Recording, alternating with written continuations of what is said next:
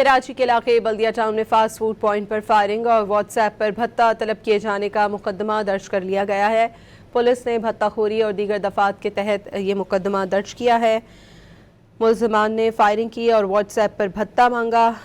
मुकदमे के मतन में ये कहा गया है, भत्ता ना देने पर संगीन नताइज की धमकियां दी गई हैं। बल्दिया टाउन में फास्ट फूड पॉइंट से भत्ता तलब करने का मुकदमा दर्ज कर लिया गया है। फास्ट फूड पॉइंट पर फायरिंग और व्हाट्सएप पर भत्ता तलब किए जाने का मुकदमा दर्ज किया गया है। पुलिस ने भत्ताखोरी और दीगर दफात के तहत मुकदमा दर्ज कर लिया है। भत्ता ना देने पर संगीन नताइज की धमकियां भी दी गई हैं। बल्दिया टाउन में फास्ट फूड पॉइंट से भत्ता तलब करने का मुकदमा दर्ज कर लिया गया है।